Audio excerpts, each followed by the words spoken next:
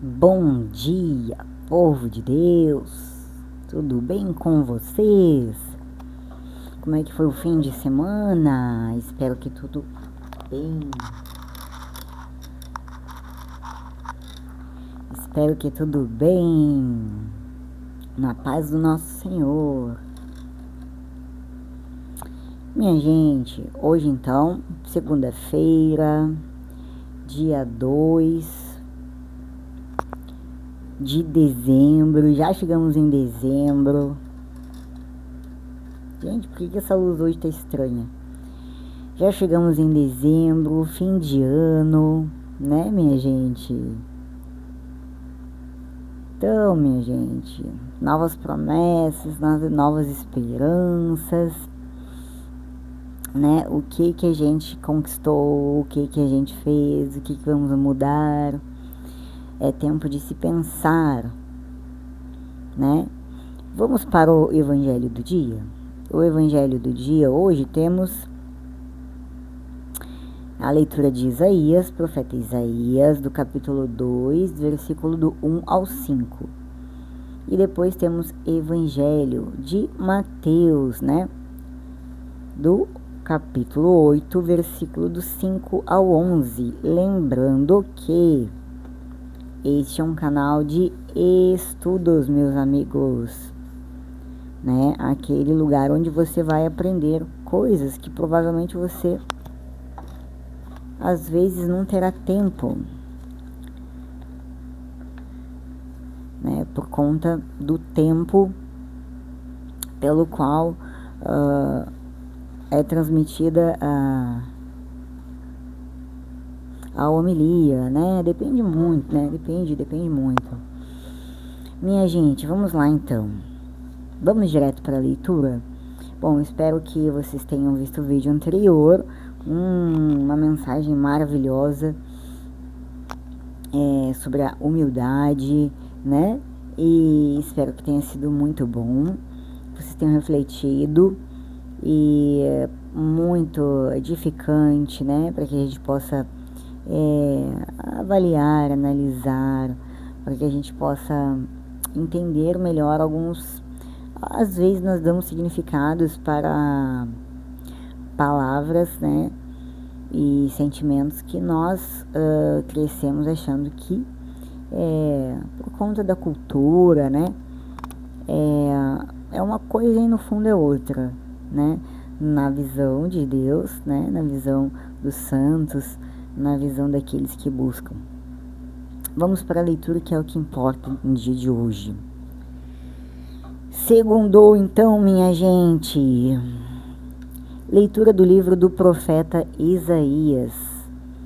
Visão de Isaías, filho de Amós, sobre Judá e Jerusalém.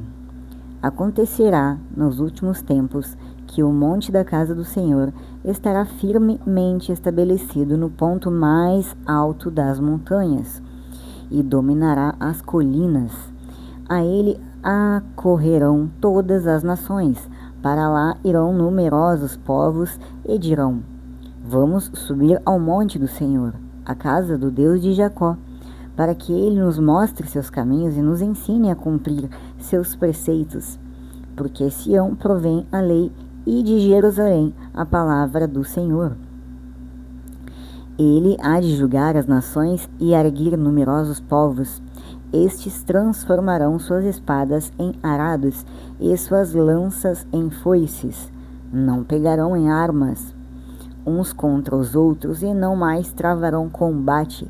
Vinde todos da casa de Jacó e deixemo-nos guiar pela luz do Senhor. Palavra do Senhor.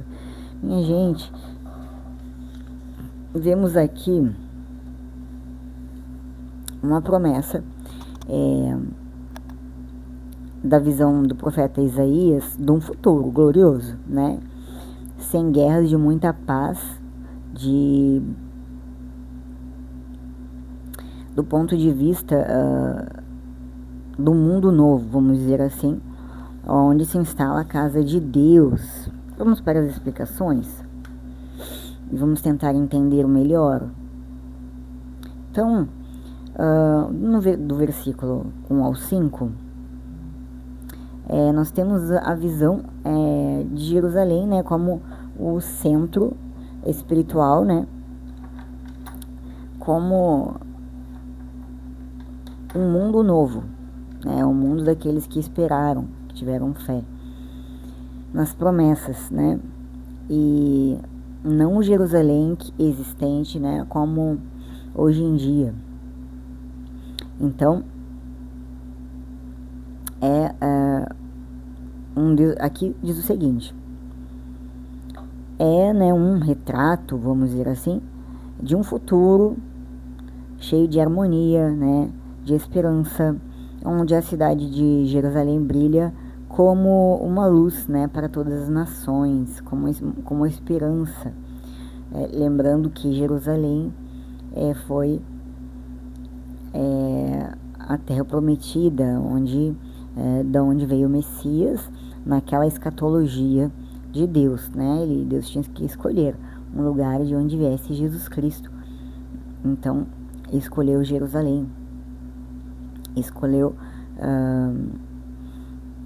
Israel, né? Então, escolheu Israel, né, minha gente? Então, hoje nós sabemos, né, a confusão que se instala e a tristeza que acontece lá. Mas não é isso que o profeta vê em suas visões, né? Ele inicia essa visão com as palavras.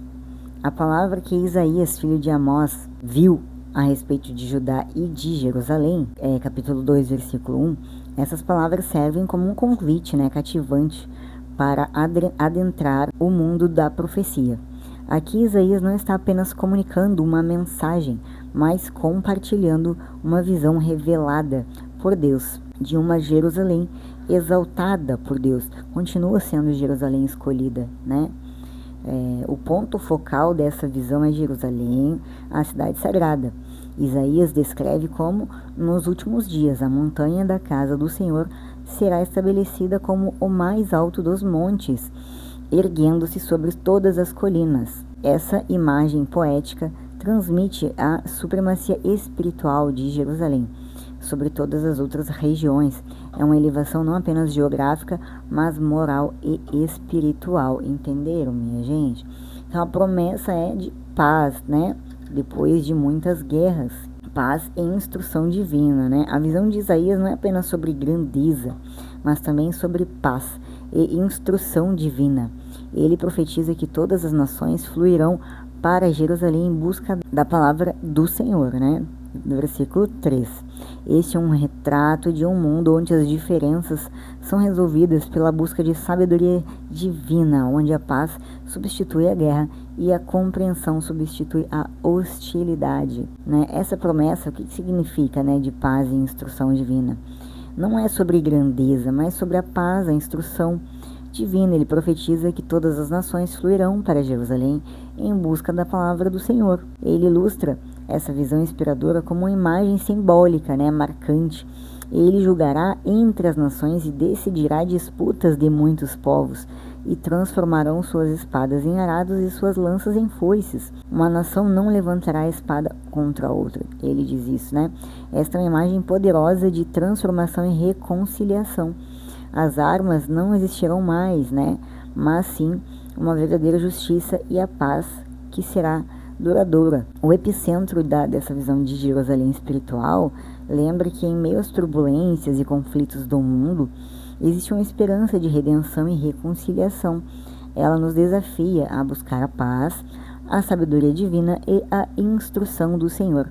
Em vez de nos concentrarmos em divisões e diferenças, somos chamados a olhar para um futuro onde todas as nações se unem em busca da presença de Deus, né? Além disso, essa visão ressalta a importância de Jerusalém na história religiosa e espiritual. Para os israelitas, Jerusalém era o local do templo, onde Deus habitava entre o povo. A visão de Isaías amplia esta importância, destacando a cidade como um farol espiritual para todas as nações. Isso nos lembra que a influência espiritual não está limitada a fronteiras geográficas, mas pode transcender e transformar o mundo. Em resumo, a visão de Jerusalém como centro espiritual em Isaías capítulo 2, nos convida a imaginar um mundo de paz, justiça e reconciliação.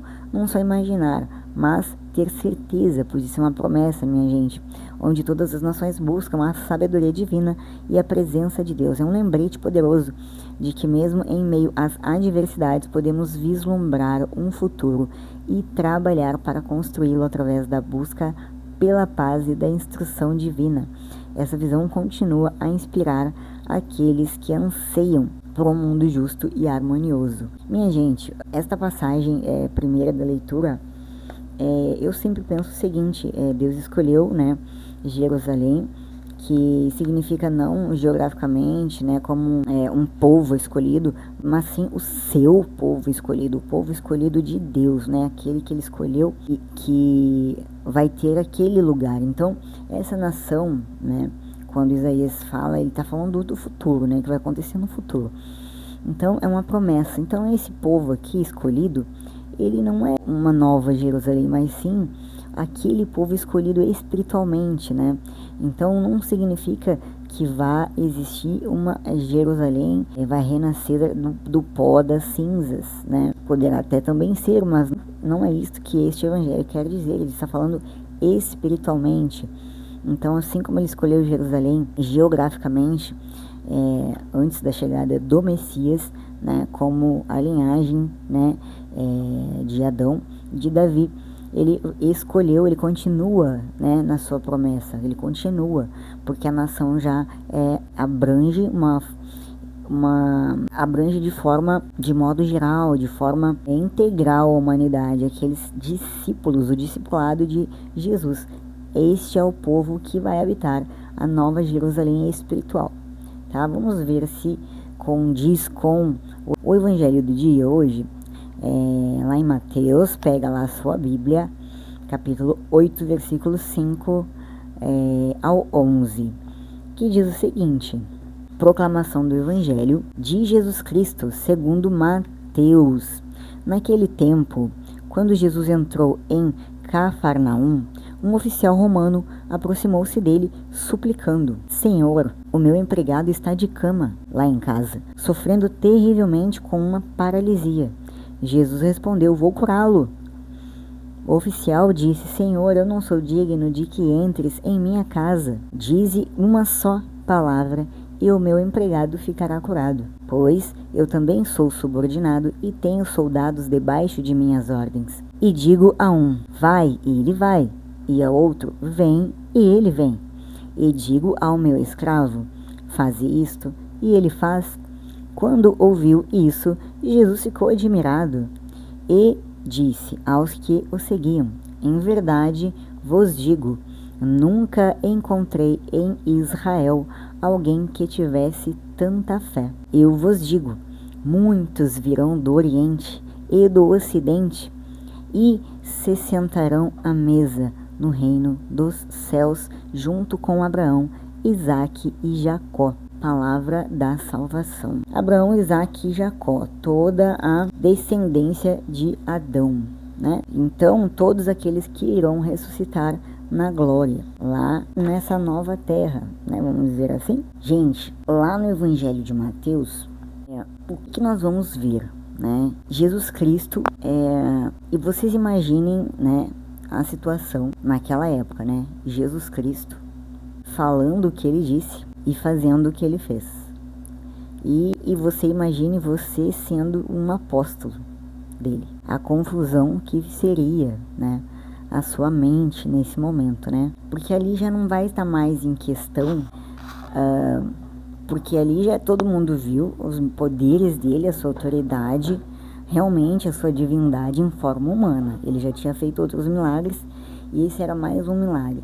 Então, quando ele fala, para ele não tem raça, não importa quem é a pessoa, né? Para ele, nós podemos ver claramente isso, né? Não importa se for um centurião, se for um gentil, né? Não importa se for uma prostituta, não importa quem seja, ele vem para aquele que nele crê, né? Então, isso é de fato uma observação que nós temos que deixar saliente, né? Jesus, ele é inclusivo, né? Ele incluiu todos, né? Desde que aquele creia, que aquela pessoa creia nele. Meu quadro caiu aqui, minha gente. Então, o relato da cura do servo de um centurião por Jesus Cristo, conforme registrado em São Mateus, capítulo 8, versículos 5 ao 11, mas aqui está até o 12 na explicação, é uma demonstração marcante da fé e autoridade de Jesus, né? Nesta passagem, somos apresentados a um diálogo entre o centurião romano, né, e Jesus, que nos surpreende, né? Um oficial militar de alta patente, né, que busca a ajuda de Jesus para curar o seu servo. Então, aquele militar de alta patente que era contra, né, o povo de Jesus, né? Então, com certeza, o povo naquela época, não vou dizer naquela época, porque na verdade eu não consigo visualizar as coisas diferentemente das atuais, né? Porém, hoje mais mascaradas, né, de forma mais legalizada, vamos dizer assim, de uma forma mais aberta. Naquele tempo também existia esse julgamento, né? Tanto que Jesus passou pelas coisas que passou, né, minha gente? Então, porém, ele tinha ele tinha poderes, né, que as pessoas não tinham. Então, não tinha como não crer em Jesus, né? Bendito aquele, abençoado aquele, né? Bem-aventurado aquele que viveu, que pôde conhecer Jesus Cristo e ver os milagres, minha gente. Você imagina, né?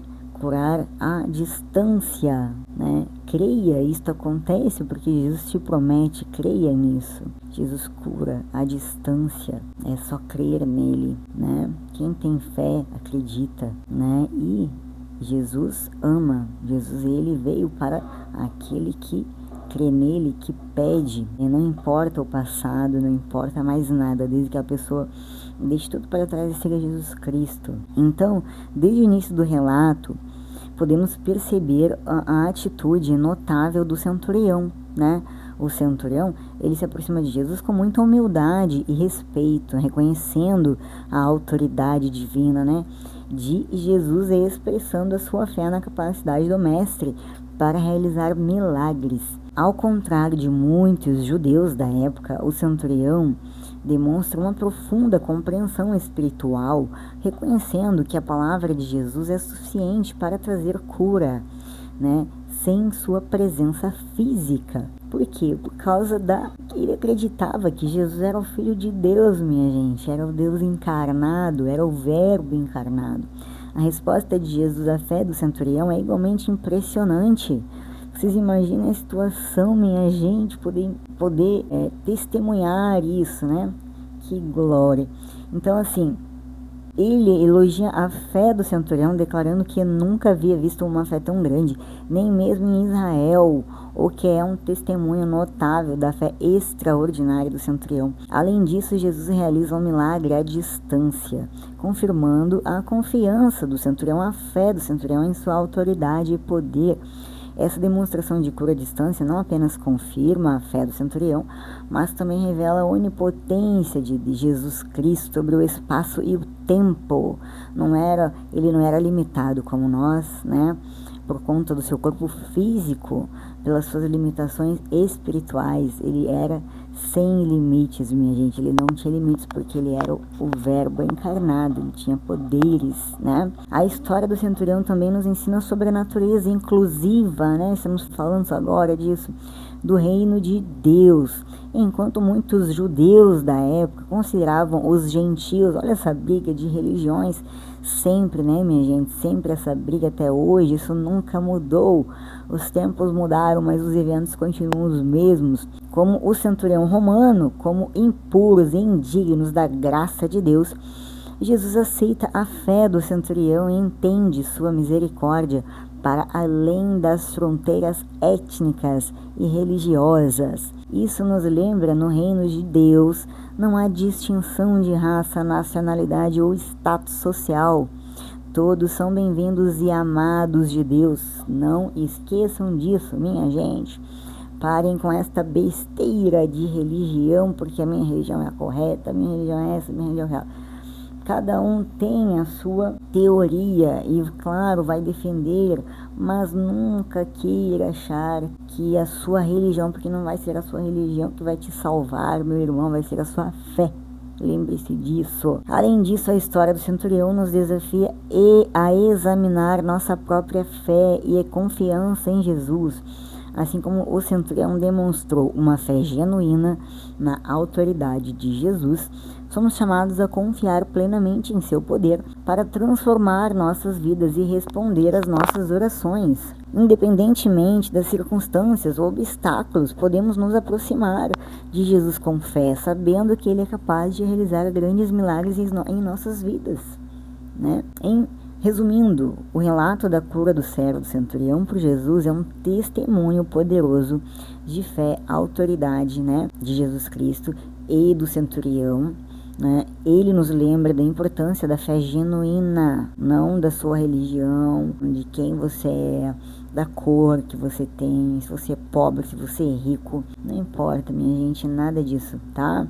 Mas importa a sua fé em Jesus Cristo e a mudança que vem depois, quando você aceita Jesus na sua vida e procura ser seu discípulo, tá? Da inclusividade do reino de Deus e da capacidade de Jesus para realizar milagres, além de nossas expectativas, tá? Que possamos seguir o exemplo do centurião em confiar plenamente em Jesus e testemunhar seu poder transformador em nossas vidas. Minha gente, o que nós somos chamados aqui, tá? Entre um evangelho e outro, que dá para perceber claramente, né, o que está dizendo sobre a nossa fé, sobre a nossa crença, sobre a ligação desses dois textos, né? A nossa verdadeira crença, mesmo longe, mesmo distante, parece que é uma coisa que não vai acontecer. Esse mundo novo, esse tempo parece apenas um sonho, uma ilusão, parece um sonho que nunca vai se transformar em realidade, porque a nossa vida aqui na Terra, ela é tão limitada, né? Nós somos tão limitados, a nossa consciência, ela é tão limitada que nós infelizmente, gente, nós não conseguimos, tá? Nós não conseguimos ter esta crença que Jesus, que o reino que Deus está nos preparando vai realmente existir, tá, minha gente? Infelizmente, nós nos deixamos nos abater pelas dificuldades, o que é normal, que sentamos tristezas, decepções, frustrações com todos os acontecimentos, né, da vida, mas pegue a sua cruz e confie em Jesus Cristo, sempre confie em Deus, né? Sabemos todos que passamos sempre por provações. Este é o preço, né, minha gente, né? Seremos testados, a nossa fé sempre será testada, mas não devemos olhar para os lados, mas sim somente para a cruz de Jesus, né, que foi crucificado e morto. A sua fé só diz respeito a você e a Jesus Cristo, nosso Senhor, os santos, tá? Aqueles santos pelos quais nós somos devotos, que nós inspiramos, aqueles que creem, né? E sabemos o tanto que eles se inspiravam na vida de Jesus Cristo. Eles eram a imitação de Jesus, né, fundando e deixando muitos exemplos de pura fé, extrema fé, né?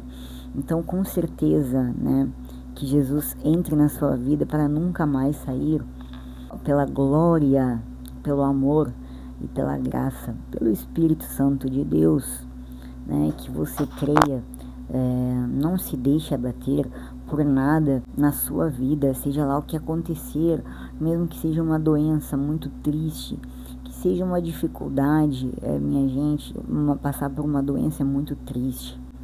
Minha mãe, quando cuidei de minha mãe com Alzheimer, minha gente, eu acho que eu nunca sofri tanto na minha vida. Eu nunca questionei tanto, não Deus, porque creio que Deus tem os planos dele para cada filho. E minha mãe, né, com quem convivi, a pessoa que creio que mais me amou, né, como exemplo de vida, aquela que deu, né, me deu a vida, que foi o meu porto seguro. Minha mãe está viva com vida, mas minha mãe hoje não me reconhece mais, nem reconhece mais ninguém. O Alzheimer é uma doença extremamente cruel, minha gente. É muito triste. Só quem passa por isso é que vai compreender o que eu digo, né? Ver o ser que você ama. Você não precisa nem ser sua mãe, mas quando você vê uma pessoa doente, porque nesse meio tempo com ela eu fui para alguns hospitais, né, e vi outros seres humanos sendo cuidados por outros seres humanos e enfermeiros, minha gente, que eu não sei se eu só sofria, minha gente, porque era muito triste ver que um enfermeiro, minha gente, às vezes fica olhando um jogo de futebol, né, e tá vendo ali, ele não vê, na verdade, que ele tá olhando para outra coisa, né? Tá ali o idoso ali fazendo xixi, cocô do lado, né? Deixa, ele não tá, ele já se acostumou com aquilo dali, então ele não vai acudir, não vai acolher.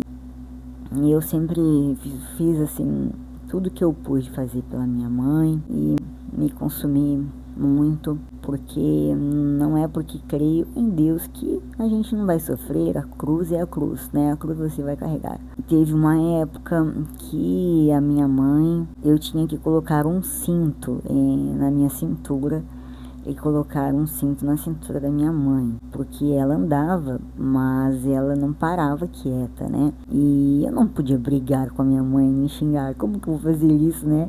Logicamente tinha dias que eu ficava extremamente exausta, mas eu tô lembrando aqui um dia que eu tava fazendo comida e ela queria sair pela porta do fundo aqui, né? E porque se eu deixasse ela solta, né, igual criança, ela não conseguia sair pela porta, então ela se jogava no chão. Então, para eu ter a certeza que ela não ia se machucar, eu prendi ela na minha cintura e ela, como ela não sentava para comer, né, eu comia em pé, então eu emagreci muito, minha gente. Mas é muito difícil ao mesmo tempo, você muito dolorido, muito doloroso, isso é um processo de muita dor. Hoje eu sorrio porque tem momentos, né, que eu me lembro assim, era igual ela sendo um bebê, né, parece um bebê, que você fala com o bebê te olha assim, né, igual uma criança. Então, e muitas vezes eu chorei, né, minha gente, do lado, orando do lado, esperando um milagre. Quantas vezes eu pedi por um milagre, né, para Jesus Cristo. Mas eu tenho consciência, né, minha gente, que nem sempre Deus vai nos responder, porque Deus, Jesus Cristo, nosso Senhor, Ele tem um plano, né, minha gente? Não dependia de mim. Eu estava pedindo, intercedendo para que a minha mãe fosse curada, né? E o Alzheimer ele já estava bem avançado, então não tinha como, né? Mas eu sentia no meu coração, a única coisa que eu pedia é que ela não sofresse, né? Não caísse, não se machucasse e que a doença evoluísse lentamente, né? Não rápido. Porém, o Alzheimer ele é agressivo demais. Então foi muito triste, realmente foi muito triste. Eu dediquei o tempo que eu pude, né? Eu parei de trabalhar, fiz o que um filho deve fazer, né? Quem conviveu comigo sabe, né? Das dificuldades que foram e tudo que envolve, né? A gente vive em hospital, né? E a gente entra por dentro de um mundo que antes não existia. Mas eu sempre fui uma pessoa muito assim, que me coloquei sempre no lugar, né, nas outras pessoas. Então eu sempre assim procurei me colocar por conta do sofrimento, né, minha gente? Eu não consigo ver uma pessoa sofrendo e não tentar, pelo menos de alguma forma, assim, fazer alguma coisa, sabendo que não vai adiantar às vezes, né? A gente pensa e ora, porque não tem mais o que fazer, a gente só tem que orar, né? Coisas que não tem que fazer. Então, assim, aqui eu até mudei muito o assunto, mas o que está se destacando é a crença que virá, sim, uma nova Israel, né? A terra daqueles que procurarão em Jesus, né? A crença e, com certeza, né? A fé genuína, né? Aquela fé certa que não é um sonho, que é uma realidade que vai existir. e vai ter paz, humanidade e justiça de Deus, né, minha gente? Então, esse é o tema de hoje, né? Espero que eu não tenha chateado vocês com o tema da minha mãe, né? Mas realmente foi bem difícil e só não foi mais difícil porque, como eu havia falado já antes para vocês, muitas coisas aconteceram na minha vida através de sonhos, né? E com a minha mãe não foi diferente, né? Eu sonhei com a minha mãe que eu estava numa colina muito alta, né? E aí eu vi a minha mãe, era um lugar muito bonito, né? E eu estava olhando para o lado e vi que era um lugar onde Deus morava, vamos dizer assim, né? Deus estava lá. Eu senti o sentimento, né? Um sentimento de amor, um sentimento diferente. Então, de repente, eu olho pra frente e vejo minha mãe, né? Pensei que a minha mãe ia ter um câncer. Quando eu olho pro lado novamente, vejo que vem uma tempestade muito grande, com raios e trovões. De repente, eu vi que tinha uma pedra, né? Uma pedra grande, uma pedra polida. A pedra que os construtores não aceitaram, se eu não me engano, nesta frase não, mas é aquela pedra que foi descartada, né? Vamos ver se eu lembro aqui para dizer para vocês. Então eu me dei conta que esta pedra significava Jesus Cristo. Então, minha gente, veio aquela, parecia que havia um temporal que foi rejeitado. Agora eu lembrei, a pedra que foi rejeitada.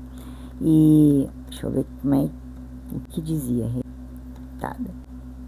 E aí, minha gente, eu falei pra minha mãe, vamos ali pra debaixo, pra trás daquela pedra, porque vai vir uma chuvarada e a gente vai se molhar. Vamos pra ali. Ela não falou direito comigo, né? Tava muito magra, cabelo branco e muito magra, realmente com aspecto de câncer. Mas ela me respondeu, parecia que estava meio assim, parecia com deficiência mental. E aí eu fui pra lá, pra trás daquela pedra, e aí levantei quando vi a tempestade e a chuva não chegava, só eu ouvi o barulho dos raios, né, das trovoadas. Então, de repente, eu levantei e fiz assim, com as mãos assim, né, com a palma das mãos em direção à tempestade, e a palma da minha mão, eu senti como se fosse uma queimação, né, no meio da palma da minha mão, como se um calor muito, realmente assim, bem redondo, né, bem no meio, assim, na palma da minha mão aqui, e as duas mãos espalmadas para cima, e foi um ato involuntário, né, e eu entendi que era para buscar minha mãe. Então fui lá, e aí aconteceu a situação de eu saber, né, da minha mãe. A doença tinha sido escondida, né, não havia sido falada, e aí então eu trouxe minha mãe, mas a justiça da terra levou ela de volta para a cidade, na minha terra natal, e ela ficou comigo mais ou menos quase 2 anos, né, 1 ano e 8 meses, né, e nesse tempo eu creio que tudo que aconteceu foi para um bem maior. Apesar de eu ter ficado sem trabalhar e muitas outras coisas aconteceram nesse tempo comigo, mas foi um grande trauma pra mim ver minha mãe daquele jeito. Foi muito triste, minha gente. Eu acho que foi um dos piores sentimentos que eu já tive na minha vida, né? Minha mãe era muito alegre, muito proativa, então realmente assim é muito triste. Mas Deus já tinha me mostrado. Então, quando ela veio, isso me sustentou muito, muito, muito, muito, muito. Nos piores momentos eu lembrava deste sonho, né? E Jesus Cristo. Então, a pedra que os construtores rejeitaram, a pedra que Então, minha gente, o que eu posso dizer pra vocês é que a gente passa por coisas que a gente nunca imagina. E da família, então, realmente, assim, foi muito difícil, né? Mas tudo passa. E outros dias vêm. E às vezes as coisas parecem horríveis. E às vezes até se tornam mais depois, né? Mas igual passam mesmo assim. Tudo passa, minha gente. Tudo nessa vida passa. E se é para um bem ou não, para uma coisa é certa: você cresce na sua fé. Muito, mais ainda, né? Do que você já tinha. Então, minha gente, por hoje é só isso. Eu até falei muito, né? Mas aí está a questão dos testemunhos, né? Uma das coisas que eu me propus também. Os testemunhos são importantes. Sem eles não faz sentido, né? Muitas coisas, né? Que eu vou trazer aqui.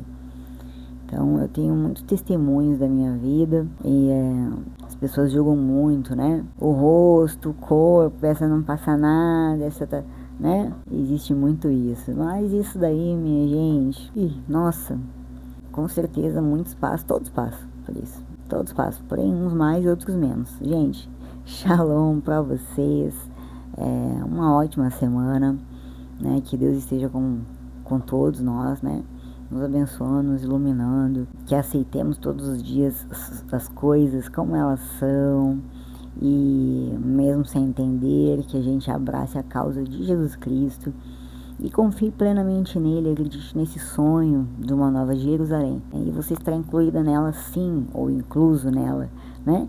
Um beijo, shalom, até amanhã. Gente, a frase é: a pedra que os construtores rejeitaram.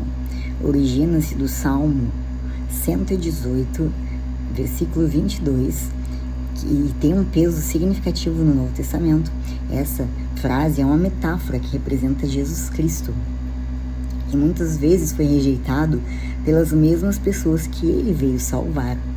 Então foi um sonho para mim de extremo significado, né? Foi uma profecia, porque isso foi acontecer depois de quase um ano, não vou dizer um ano, mas foi em questão 6 meses, e o Alzheimer ele avançou de tal jeito que ela já não me reconhecia no início. Então o sonho inteiro ele foi muito cheio de detalhes, mas o mais importante foi, como eu falei para vocês, Deus ele se mostra Deus, né? Deus, o Deus Pai, ele sempre vai se mostrar de forma de tempestade, de formas da natureza, né? Nunca ele vai mostrar a face, né? Como sempre foi, né? Escrito por vários profetas, né? Por várias pessoas que Deus capacitou para que viessem, né, trazer a mensagem dele. Eu minha gente, não sou uma profeta nem nada, né? Eu conto só testemunhos da minha vida. Então acredito eu que as coisas que aconteceram sejam sempre a ser contadas, assim como todos deveriam fazer, para que todos creiam, né? Realmente que Deus ele está sempre no comando de tudo, né? E que nem tudo, né, que vem de Deus é de Deus, né? Nem tudo que né, que se diz de Deus vem realmente de Deus. Então você tem que sempre estar vigilante, né? E sempre realmente se apegar com a sua fé, com a sua crença, que Deus ele sempre vai te mostrar. Jesus Cristo ele é muito fiel, né? Porque Deus ele antes não tinha Jesus Cristo. Então Jesus ele veio como verbo de Deus, né? Então nós temos Jesus Cristo hoje em dia, e ele sempre vai te mostrar a verdade das coisas. Nunca esqueça disso, nunca, tá? Um beijo.